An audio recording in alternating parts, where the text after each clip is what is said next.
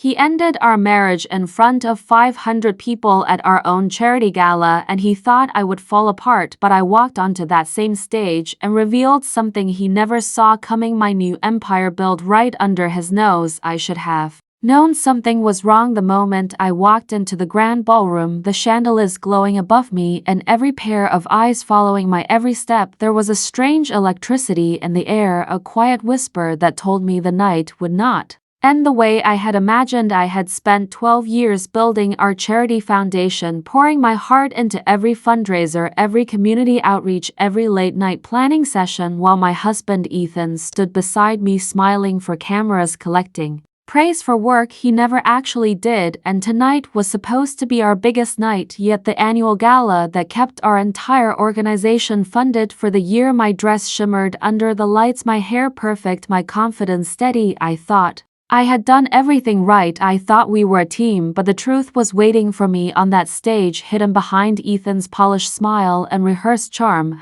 Had no idea that in just a few minutes he would take the microphone and announce to the entire room that our marriage was over, that he was leaving me, and that the foundation I built would soon belong to him. And I had no idea that I would walk up right after him, look straight into that same crowd, and reveal something far more shocking, something that would turn the entire night upside down, something that would make everyone realize exactly who the real power in the story was. I still remember the exact moment the lights dimmed in the grand ballroom, the chandelier glittering above the crowd like a frozen explosion of crystal, while soft music drifted through the air and guests in shimmering gowns and sharp suits clinked glasses without a clue of what was coming. I stood near the edge of the stage holding the microphone, waiting for my cue to introduce our charity numbers, the money we had raised for cancer research, the foundation I had spent 5 years building from scratch, while my husband Ethan took every public ounce of credit. My palms were warm, my heart beat steady, because despite the pressure of the night, I knew this was my domain, my creation, my purpose. I should have known he would try to ruin it. Ethan never let me shine for long. Just as our event director gestured for me to step forward, Ethan brushed past me, blocking my path with the practiced smile of a politician. He whispered something that felt like ice sliding down my spine. Watch the sweetheart. Then he stepped up to the podium without warning, sending a ripple of confusion through the crowd. The spotlight caught his face, sharpening every false line of confidence as he tapped the microphone with theatrical flair. Watched him breathe in the attention like oxygen, watched him signal to the band to quiet, watched him pretend he had planned this moment for weeks, when I knew he thought of it less than 10 minutes ago. When he overheard board members praising how well I was running everything, he began speaking, and every word that left his mouth sliced a little deeper into the life I had built. He talked about our marriage with a tone that made it sound like charity work in itself. He talked about sacrifice and imbalance, and how he had been carrying the emotional labor while I chased ambitions that stole me from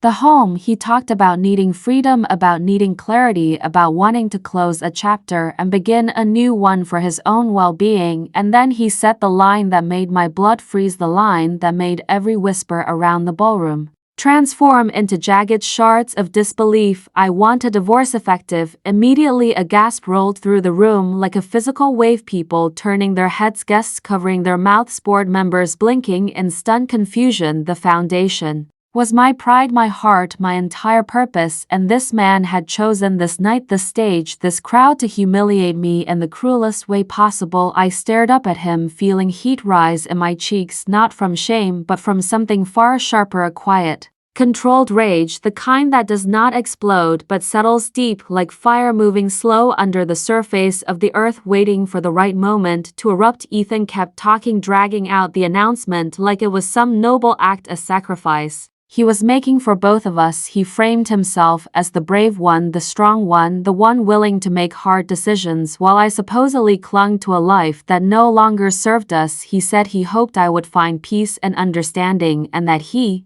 wished me well. He bowed his head slightly, as though expecting applause, as though expecting gratitude for detonating our life in front of 500 people wearing diamonds and tuxedos. I did not cry, I did not fall apart, I did not plead or run or lower my eyes instead. I inhaled, drawing the coldest, calmest breath of my entire life. Then I stepped onto the stage, walked directly toward him, and took the microphone from his hand with a grip that made his fingers twitch. I felt hundreds of eyes lock onto me, felt the rising tension thicken the air like fog. My voice, when it came out, was steady, warm, even gentle. I thanked the audience for being there, thanked them for supporting families fighting cancer, thanked them for believing in a mission bigger than all of us. Gratitude without a single crack. Then I looked at Ethan. For years he believed I needed him to survive, believed I needed his name, his approval, his presence to stay relevant, believed his shadow was something I needed to hide under. But that night I told the room what he had never known. I had my own plan, I had my own vision. I had been working quietly behind the scenes, building something he had mocked for years. Every morning before he woke, every night after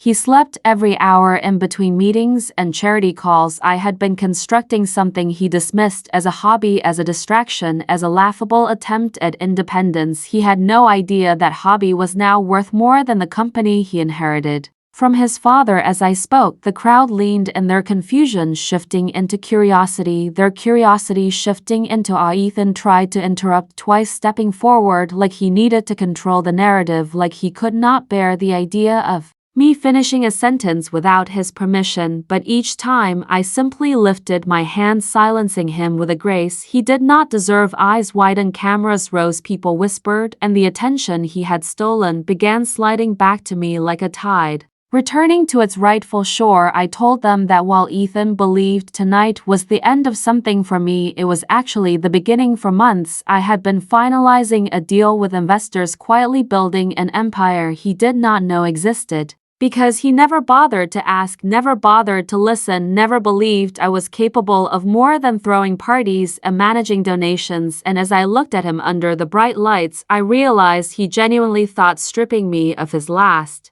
name would break me. He had no idea I had already outgrown him. The audience erupted into gasps and murmurs when I finally said the part that made Ethan turn pale under the golden light. 2 hours earlier, while he practiced his speech for my humiliation, I had signed the paperwork finalizing a deal that made me the majority owner of an entire technology network, one he had tried to join months earlier but was rejected from. My little side venture, the startup he teased, the project he called silly, had now outgrown him in every possible way, and the empire was about to reveal would make him a footnote in a story he believed he authored. When I stepped off that stage, my entire life had shifted. The woman who walked up there had been married to a man who believed destroying her publicly would elevate him. The woman who walked down was no longer his wife, no longer his shadow, no longer his quiet supporter. I was something else now, something stronger, something sharper, something finally free, and he knew it. He felt it in the way the crowd looked at me, not with pity, but with respect, in the way board members rushed toward me instead of him, in the way the world seemed to tilt slightly, placing me at the center where he once stood,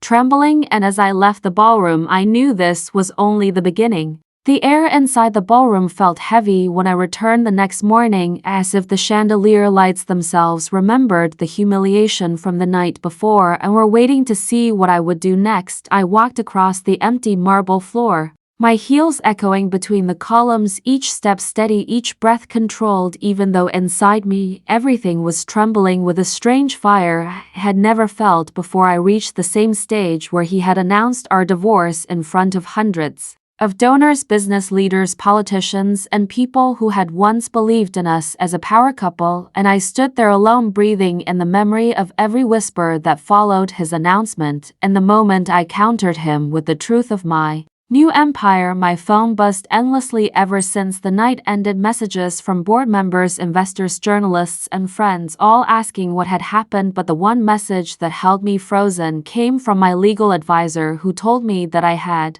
far more leverage than I believed, and that my husband had just exposed himself publicly in a way that gave me every advantage I needed. I thought about his face when I spoke back to him in front of everyone, how his confidence cracked like tempered glass, how he realized too late that his cruelty had not broken me, but pushed me into the very strength he feared I would never claim. And as I stood on the stage again, I felt that same power settle inside my chest, steady, warm, unshakable. Later That afternoon, I met with our primary investor at her private office, a tall glass tower overlooking the river. She had watched everything unfold last night, and when I walked into her office, she did not ask if I was okay. She simply nodded at me with the calm authority of someone who knew exactly what I was capable of becoming before I ever did, and she asked for the full truth, so I told her everything: the way he dismissed my ideas at home, the way he laughed at my side project, the way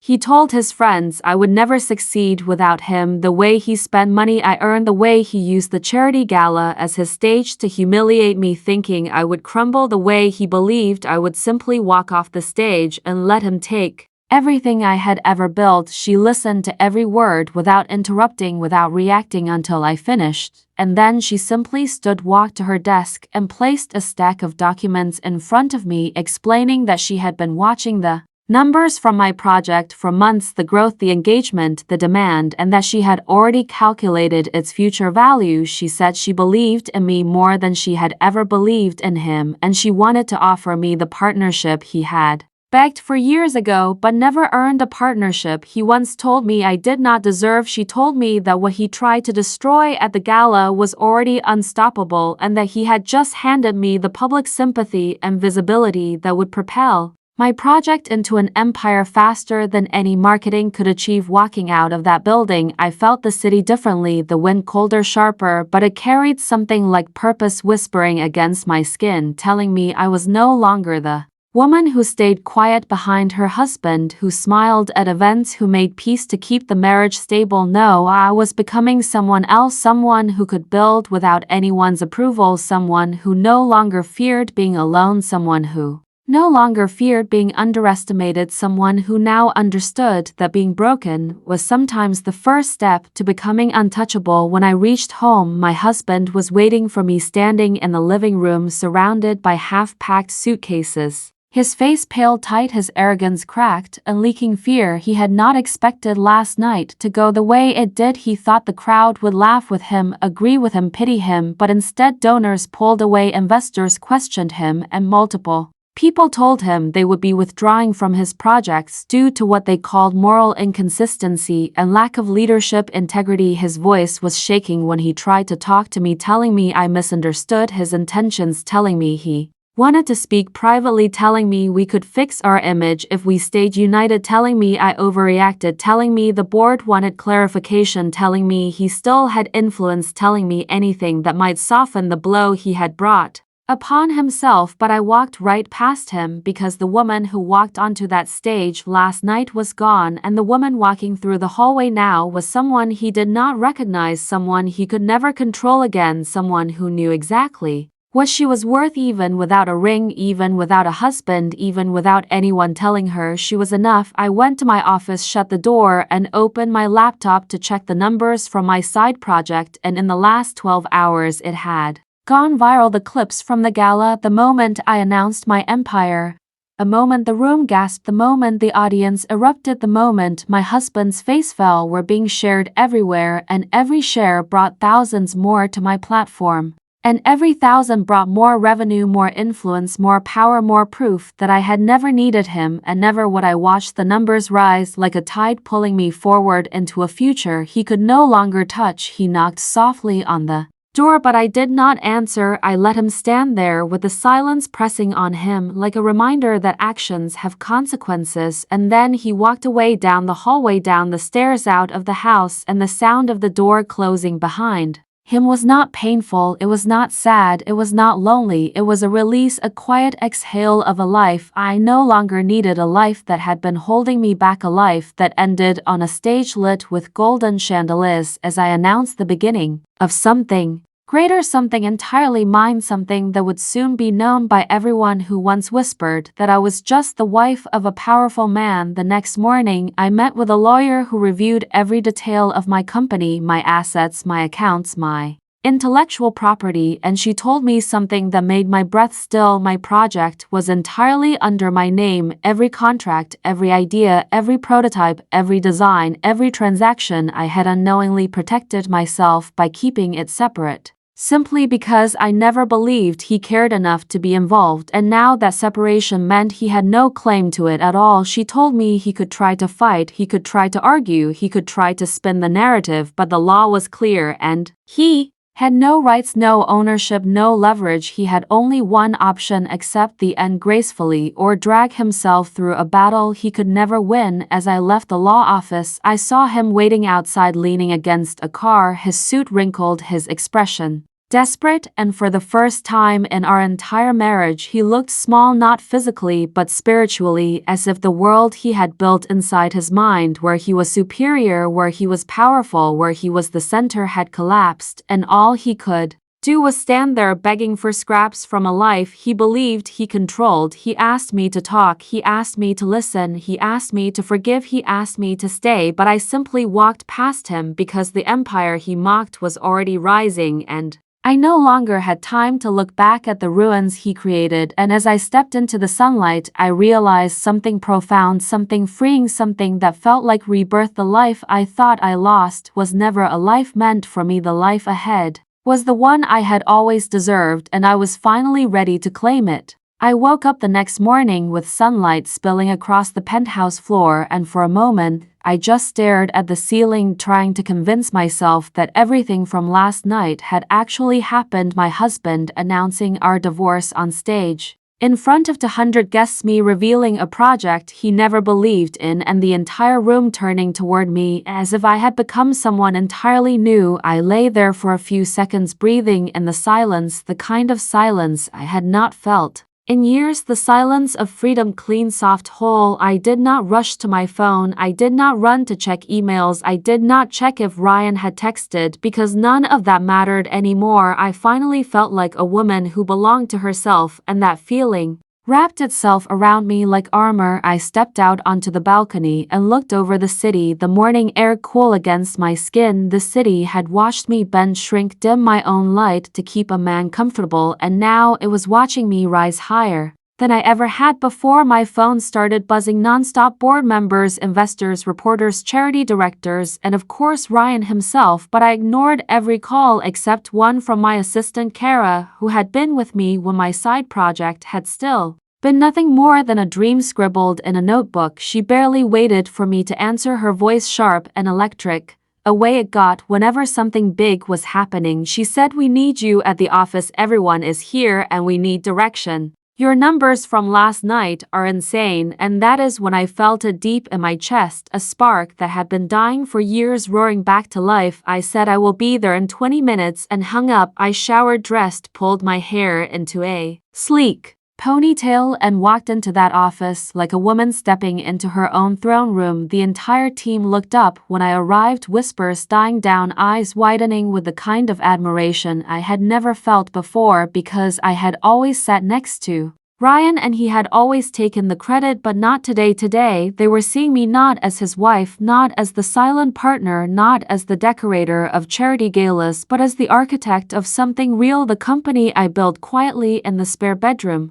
While Ryan told me I was wasting my time, my COO rushed toward me saying, "Investors are ready to move forward. 3 major donors want to fund your expansion, and the foundation has already tripled its subscribers since your announcement last night." And for the first time it hit me, I had built something that could stand on its own without Ryan, without his last name, without his approval, without his shadow even touching it. Writer Group was mine, every inch, every fiber, every late night, and every quiet, lonely morning. I walked into the glass conference room, and the investors turned toward me with smiles and outstretched hands, more respectful, more eager than they had ever been with Ryan, because they knew last night's announcement had shifted the entire playing field. They asked about projections, they asked about expansion, they asked about scale, and every answer came easily because I had built this entire thing with my own brain, my own heart, my own grit, while my husband had laughed at me from across expensive dinner tables, telling me I was chasing fantasies. After the meeting, Kara pulled me aside, looking nervous. She said, "You should see this," and handed me her phone. It was a news article headline, "Charity Gala Turns Chaotic."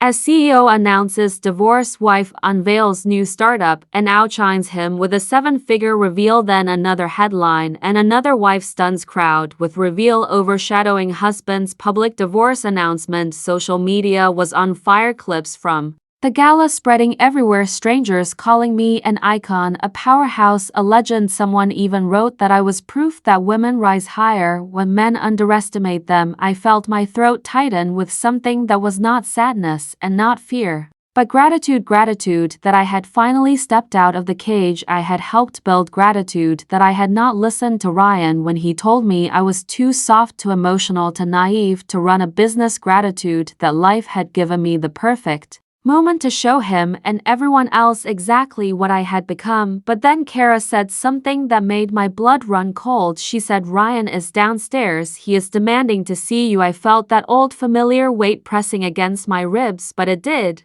not crush me this time. I walked to the elevator, slow, steady, controlled. The doors opened, and there he was, the man who had broken my heart in the most public way possible, the man who had expected me to crumble, and he looked wrecked. No confident smile, no polished charm, no arrogance dripping from his voice, just panic, real and raw and ugly. He said, "We need to talk," and I said, "We have nothing left to talk about." He stepped forward, desperation tightening every line of his face. He said, "Everything got out of hand." I only said what I said because I wanted leverage in the negotiation. It was strategy. You know how this works. I stared at him, unable to believe that after everything he still thought this was a game he could play. He said, "We can fix this. We can control the narrative. We can present the divorce together, maybe even save parts of the company." And that is when the final piece in my mind clicked. He wasn't here because he missed me. He wasn't here because he regretted humiliating me. He wasn't here because he loved me. He was here because I had become powerful, too powerful, and he was losing control of the story. I said, "I built this company without you. I will run it without you, and I will rise without you." He said, "Don't do this to me, Alex. You need me." And I stepped closer, my voice soft, steady, calm, and said, "You were right. I would never succeed with you, but without you, I am unstoppable." The elevator doors closed between us, sealing the moment like a signature on a contract. I turned, walked back into my company, and knew that for the first time in years my future was completely mine. The ballroom lights were still warm against my skin as I stood there facing the man who thought he could humiliate me in front of our entire city and walk away untouched, and I felt no fear, no trembling, no hesitation, only a rising calm that felt like power settling into my bones. Today was the day I stopped living in his shadow. Today was the day I stopped pretending he had ever built anything for me or with me. Today was the day I finally claimed what I had created with my own hands, my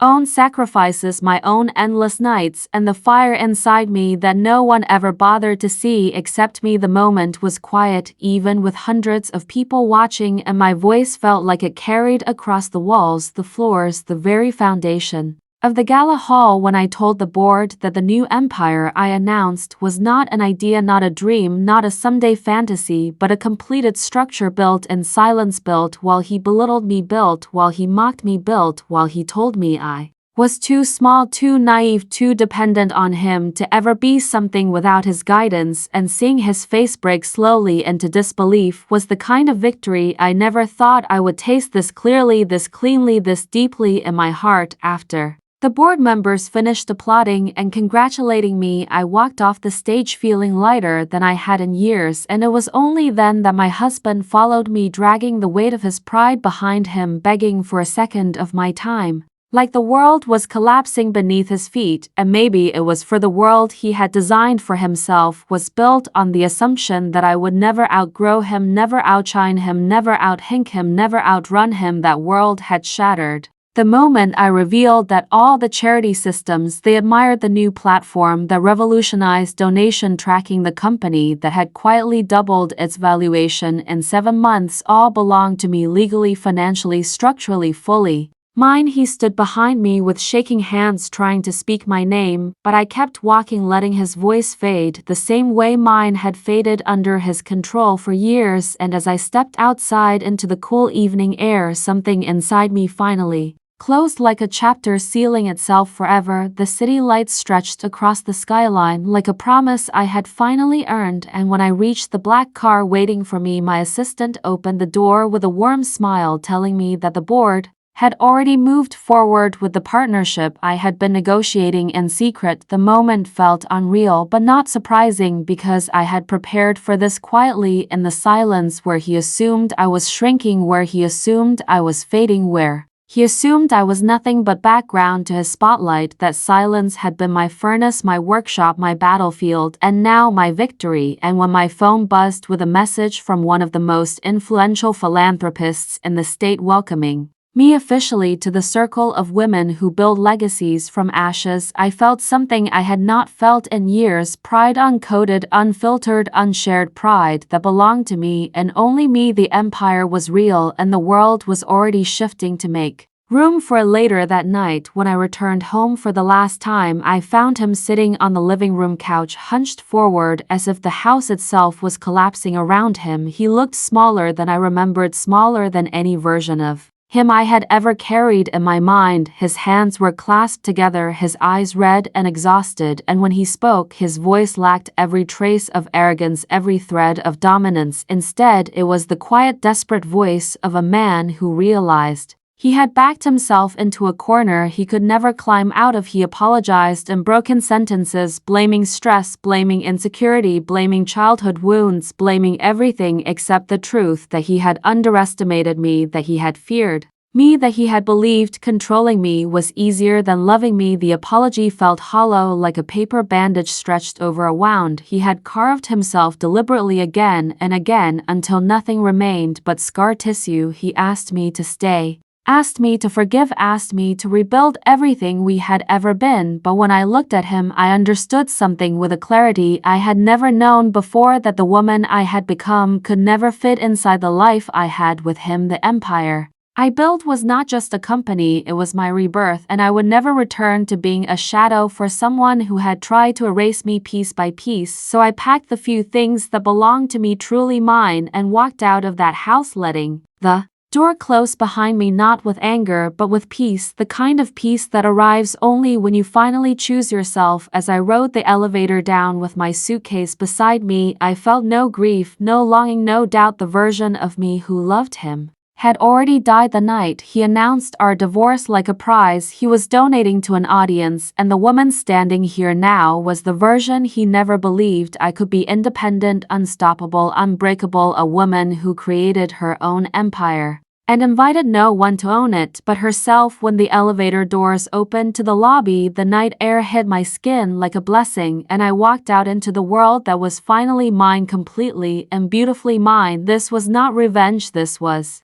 evolution, and evolution never looks back. If you felt her courage rising in every moment, hit that like button right now and tell me which scene hit your heart the most. Your comments keep these stories alive, and if you want more stories of power, justice, and sweet victory, make sure you subscribe and turn on notifications so you never miss the next chapter of strength and survival.